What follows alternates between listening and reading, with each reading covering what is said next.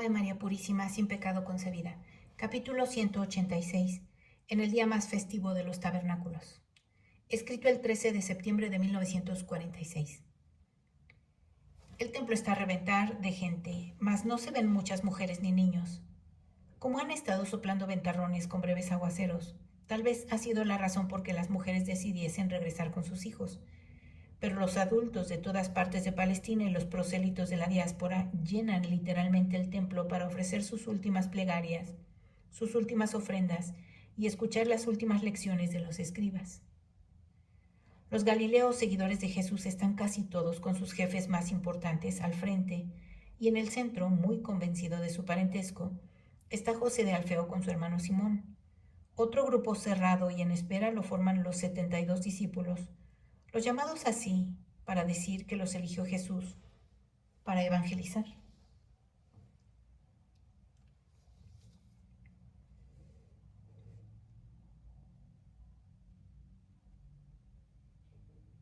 Es un número que ha cambiado como también de caras, porque algunos de los primeros ya no están desde que se separaron de Jesús cuando pronunció su discurso sobre el pan del cielo, y otros se han unido a los nuevos como Nicolás de Antioquía.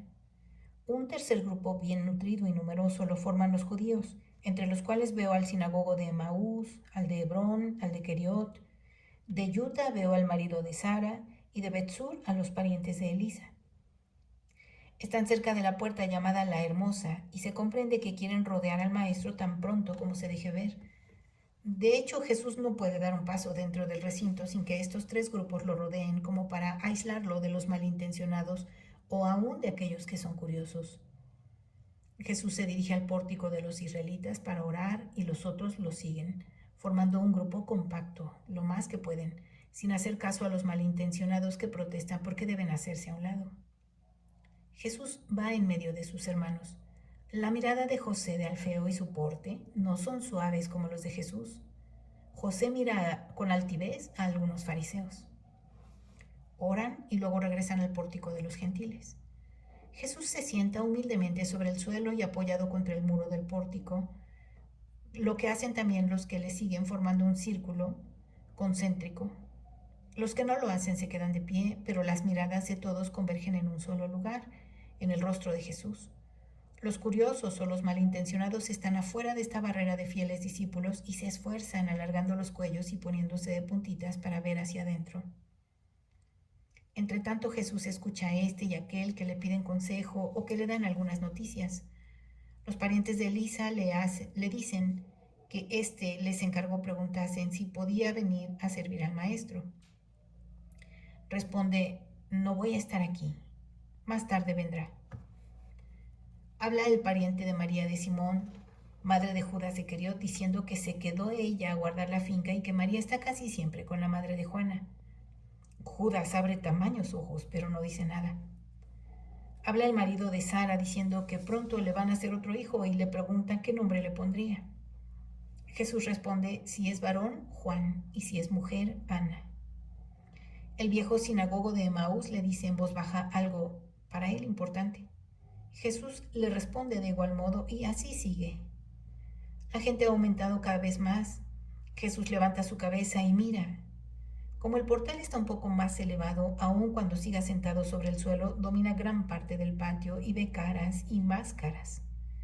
Se pone de pie y dice con voz fuerte, con su melodioso y robusto tono: quien tenga sed, venga a mí y beba. Nacerán ríos de aguas vivas del seno de los que creyeren en mí. Su voz llena el ancho patio, la espléndida columnata, y va más allá. Sobrepasa otras voces como un armonioso trueno lleno de promesas. Y después de haber dicho estas palabras se calla por algunos instantes, como si hubiera querido anunciar el tema de su discurso y como para dar tiempo a que se vayan sin perturbar los que no quieran escucharlo. Los escribas y doctores guardan silencio o bien bajan sus voces envueltas en un susurro sin duda no agradable. No veo a Gamaliel. Jesús se adelanta entre el semicírculo que se abre al verlo avanzar para volver a cerrarse a sus espaldas, y entonces se cambia de semicírculo en anillo. Camina despacio y majestuoso y parece como resbalar sobre el policromado mármol del pavimento. con el manto que le arrastra un poco. Se dirige al ángulo del pórtico, a la grada que sobresale y allí se para. De ese modo domina ambos lados del primer patio. Levanta su brazo derecho como suele hacerlo cuando va a empezar a hablar. Con la izquierda sostiene el manto sobre el pecho. Repite las palabras anteriores. Quien tenga sed, venga a mí y beba. Nacerán ríos de aguas vivas del seno de los que creyesen en mí. El gran Ezequiel, que vio la teofanía del Señor, que fue sacerdote y profeta, después de que en visión vio los actos impuros que se cometían en la casa profanada del Señor, después de haber visto en visión que solo los señalados con la ataúd vivirían en la verdadera Jerusalén, mientras que los demás probarán una y otra desgracia, una y otra condenación, uno y otro castigo, y como el tiempo está cercano más de lo que os imagináis, os exhorto como Maestro y Salvador a no diferir el señalaros con el signo que salva, a no diferir e introducir en vosotros la luz y la sabiduría, a no tardaros en arrepentiros y a llorar por vosotros y por los demás para que os podáis salvar. Ezequiel, después de que vio estas visiones, habla de una terrible, la de los huesos secos. Llegará un día que sobre un mundo muerto, bajo un firmamento apagado, aparecerán huesos y más huesos de muertos al que toque de la trompeta angélica. Al toque de la trompeta angélica, como un vientre que se abre para parir, así la tierra arrojará de sus entrañas todos los huesos de seres humanos, donde los hubiere, desde los de Adán hasta los del último muerto, y será entonces la resurrección. Y entonces resucitarán los muertos para el grande y supremo juicio final, después del que, como una manzana de Sodoma, el mundo se vaciará, reduciéndose a la nada, y el firmamento se acabará con sus astros. Todo se acabará, menos dos cosas eternas, separadas en las extremidades de dos abismos de una profundidad incalculable, completamente diversos por su forma y aspecto, y por el modo con que en ellos continuará para siempre la potencia de Dios. El paraíso, luz, alegría, paz y amor, y el infierno, tinieblas, dolor, horror, odio. Pero ¿os imagináis por qué el mundo no está todavía muerto y las trompetas angélicas no convocan? El campo exterminado de la tierra no esté cubierto de huesos sin vida, secos completamente, inertes, separados, muertos. En verdad os digo que así es. Entre los que viven, entre los que respiran todavía el aire, hay muchísimos que son semejantes a cadáveres, a los huesos secos que vio Ezequiel. ¿Quiénes son esos tales? Son los que no tienen en sí la vida del Espíritu. Los hay en Israel como en todo el mundo. Que entre los gentiles e idólatras no haya sino muertos que esperan ser vivificados por la vida es cosa natural, y causa solo dolor a los que poseen la verdadera sabiduría, porque les hace comprender que el Eterno creó para sí las criaturas y no para la idolatría, y se entristece de ver tantas muertes. Y si el Altísimo tiene este dolor que ya es grande, ¿cuál no será el que sienta por los de su pueblo, que son huesos que blanquean sin vida y sin espíritu? ¿Por qué deben ser huesos áridos, culpables, los elegidos, los predilectos, los protegidos, los alimentados, los instruidos por él o por sus siervos y profetas, cuando para ellos tuvo siempre un arroyo de agua viva del cielo y les ha quitado la sed con la vida y la verdad? ¿Por qué se han secado cuando fueron plantados en la tierra del Señor? ¿Por qué está muerto su espíritu cuando el Espíritu Eterno ha puesto a su disposición un tesoro de sabiduría para que lo tomasen y viviesen? ¿Por medio de qué prodigio podrán volver a la vida si dejaron las fuentes, los pastizales, las luces que Dios les concedió y andan a tientas entre la oscuridad y beben de fuentes contaminadas y se alimentan de cosas no santas? ¿No volverán a vivir? Sí, os lo juro en nombre del Altísimo. Resucitarán muchos.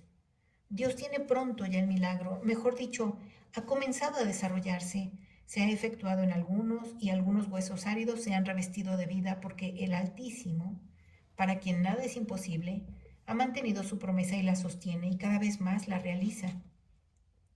Desde lo alto de los cielos grita a estos huesos que esperan la vida. Ved que infundiré en vosotros el espíritu y viviréis. Y ha tomado a su espíritu, a sí mismo, se ha tomado y ha formado una carne para revestir su palabra y la ha enviado a estos muertos para que hablándoles se infunde en ellos nuevamente la vida. ¿Cuántas veces en siglos pasados Israel ha gritado, están secos nuestros huesos, nuestra esperanza ha muerto, estamos arrancados? Pero las promesas son cosa sagrada, las profecías son verdad. Ved que ha llegado el tiempo en que el enviado de Dios abre las tumbas para sacar de ellas a los muertos y vivificarlos para llevarlos consigo al verdadero Israel, al reino del Señor, al reino de mi Padre y vuestro. Yo soy la resurrección y la vida. Yo soy la luz que vino a iluminar lo que estaba sumergido en las tinieblas. Yo soy la fuente que arroja vida eterna. Quien viniere a mí no gustará la muerte. Quien tuviere sed de vida, que venga y que beba. Quien quiera poseer la vida, esto es, a Dios, que crea en mí. Y de su pecho brotarán no gotitas, sino ríos de aguas vivas. Porque quien cree en mí formará conmigo el nuevo templo del que brotarán aguas saludables, de las que hablaba Ezequiel. Venid a mí, pueblos, venid a mí, criaturas, venid a formar un único templo, porque no rechazo a nadie. Os amo y os quiero conmigo, en mis trabajos, en mis méritos, en mi gloria. Y vi que brotaban aguas por debajo de la puerta de la casa al oriente, y las aguas bajaban por el lado derecho hacia el sur del altar, según Ezequiel 47. El templo lo son los que creen en el Mesías del Señor, en la nueva ley, en la doctrina del templo, de la salvación y de la paz. Como los muros de este templo están hechos de piedras, sí, los místicos muros del templo constarán de espíritus vivos. Este templo no desaparecerá para siempre jamás. De la tierra se levantará hasta el cielo como su fundador después de la lucha y prueba.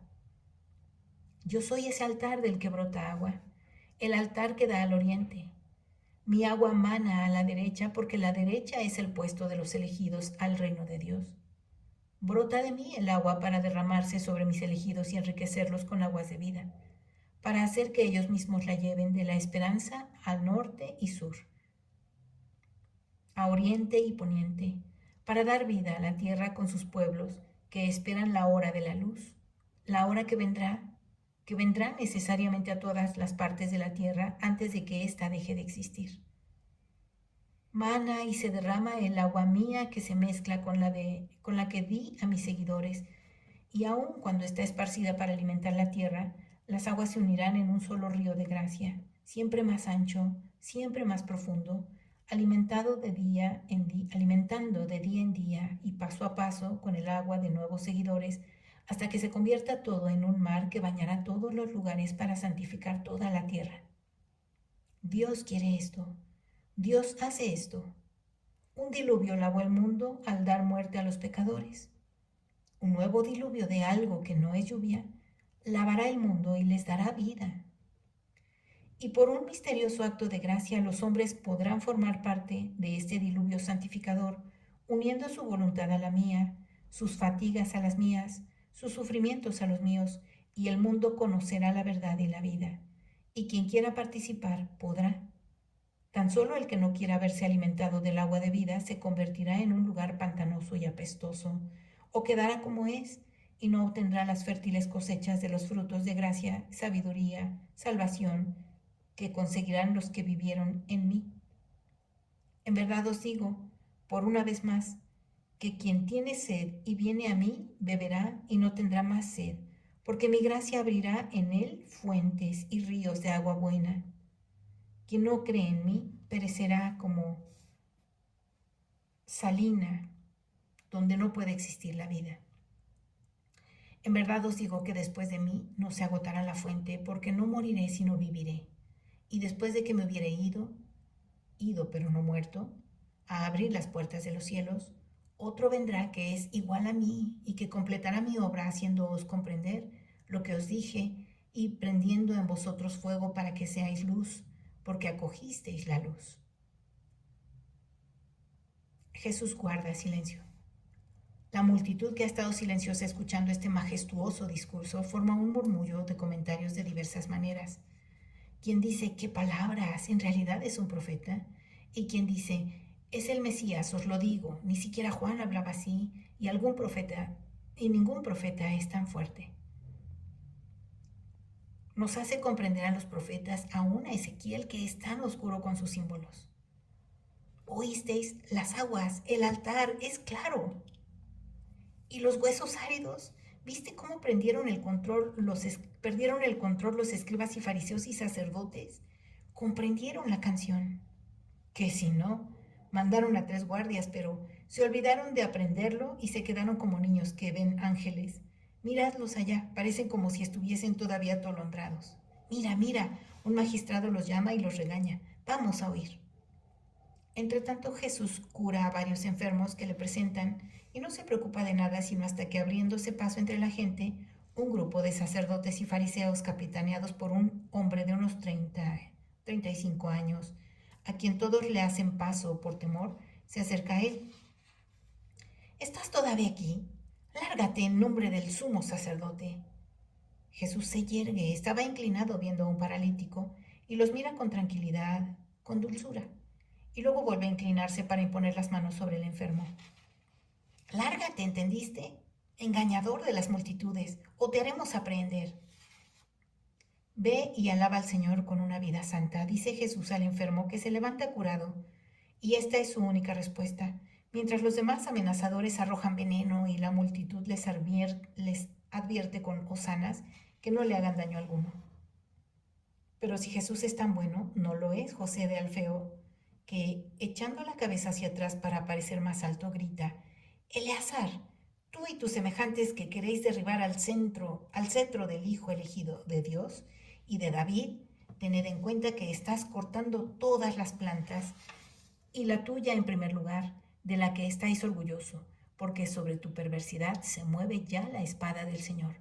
Y diría más cosas, si no fuera porque Jesús, poniéndose su mano sobre la espalda, le dice: paz, hermano mío. Y José, colorado de ira, se calla. Van a la salida, fuera del recinto, y se refiere a Jesús, que los jefes de los sacerdotes y fariseos reprendieron los guardias por no haberlo arrestado, pero que ellos se habían excusado diciendo que nadie había hablado como él. Respuesta que había hecho perder todo control a los príncipes de los sacerdotes y fariseos, entre los que había muchos sanhedristas. Tanto que, para probar a los guardias que eran unos mantecatos a quienes un loco había seducido, ellas querían venir a arrestarlo como un blasfemo, y también para enseñar a la gente a distinguir la verdad, pero que Nicodemo, que estaba presente, se había opuesto diciendo: no podéis proceder contra él. Nuestra ley prohíbe condenar a un hombre antes de haberlo escuchado y haber visto lo que hace, y nosotros hemos sabido y visto tan solo cosas que no merecen ninguna condenación. Que la ira de los enemigos de Jesús se volcó contra Nicodemo con amenazas e insultos y burlas como si fuese un mantecato y pecador. Que Eleazar ben Ana había salido personalmente con los más embravecidos para expulsar a Jesús, pero que no se atrevió a hacerlo por la multitud. Jesús de Alfeo está que se muere de rabia. Jesús lo mira y le dice: ¿lo ves, hermano? Y no agrega más, pero hay mucho en esas palabras. Está la advertencia de que él tiene razón si habla o calla. Todavía vive el recuerdo de sus palabras. Se ve el índice de lo que es la Judea, de sus castas más importantes, de lo que es el templo y de otras cosas más. José baja la cabeza y dice: tienes razón. Se queda pensativo y luego echa sus brazos alrededor de Jesús y su pecho alrededor de Jesús y sobre su pecho, y llora diciendo: pobre hermano mío, pobre María, pobre madre. Creo que José intuye claramente en estos instantes la suerte de Jesús. No llores, haz también tú como yo hago, la voluntad de nuestro Padre. Y para consolarlo le da un beso. Cuando José está un poco más calmado, se dirigen a la casa donde se hospeda y allí se despiden con el beso fraternal. José, que está muy conmovido, dice estas palabras: Vete en paz, Jesús. No te preocupes de nada. Lo que te dije cerca de Nazaret te lo repito y con más convicción. Vete en paz. Entrégate tan solo a tu trabajo. Yo pienso en lo demás. Vete y que Dios te consuele. Le besa otra vez y con un cariño de cabeza de familia le pone la mano sobre la cabeza y después se despide de sus hermanos y se despide también de Simón. Pero advierto que Santiago no sé por qué motivo se comporta con José con un aire como de frialdad, aire que no tiene para con Simón. Las últimas palabras que José dice a Santiago son: ¿debo pues decir que te he perdido? No, hermano, debes decir que tú sabes dónde estoy y que por lo tanto te toca encontrarme sin rencor, antes bien con muchas oraciones, pero en las cosas del Espíritu no es necesario tomar dos caminos al mismo tiempo. ¿Comprendes lo que quiero decirte?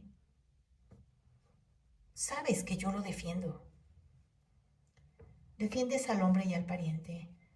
No basta para que te dé aquellos ríos de gracias de los que te habló. Defiende al Hijo de Dios, sin miedo al mundo, sin cálculos de mezquinos, y serás perfecto. Adiós. Te encomiendo a nuestra Madre y a María de José. Jesús no sé si oyó esto porque estaba ocupado en despedirse de los nazarenos y galileos, y luego que terminó ordena: vámonos al Olivete y de ahí nos dirigiremos a algún lugar. El Señor te bendiga y te guarde, haga brillar su rostro sobre ti y te conceda su gracia. Que el Señor vuelva su rostro hacia ti y te conceda su paz.